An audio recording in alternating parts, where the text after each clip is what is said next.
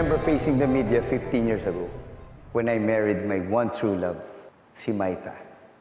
And that was the happiest moment in my life. And the second happiest moment was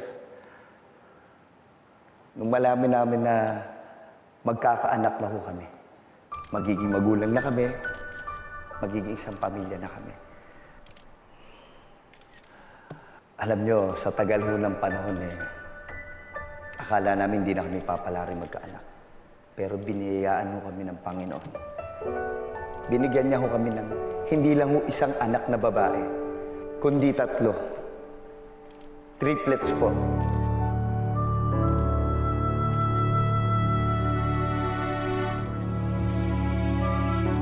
Pero hindi ko na nahawakan yung mga anak ko. That's why I'm asking help from all of you, especially lahat po kayo na nasa media.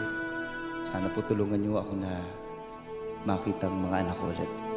And we are willing to give a huge reward sa kung sino man po ang makakahanap sa 3 heiresses ng Claveria family.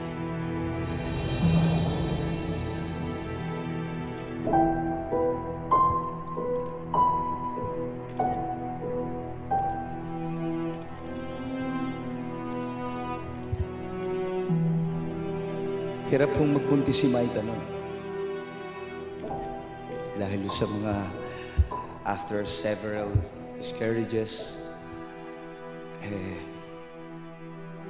hindi kami sinerte. Pero alam niyo, meron mo kaming doktor na nagrekomenda para magkaroon kami ng anak. Isang babae ang tumulong mo sa amin ni Maita.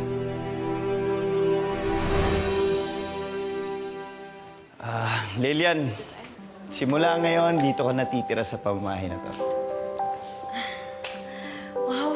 Okay ba? Ma'am, sir, ang laki naman po nito. Hindi lang yun. Ang ganda.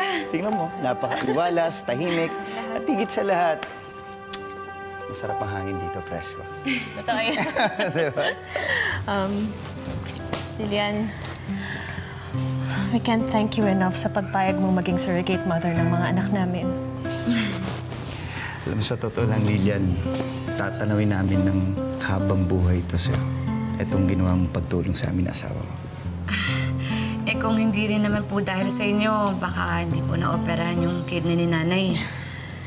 Lilian, bata pa lang ako, nanay mo na yung nag-alaga sa akin.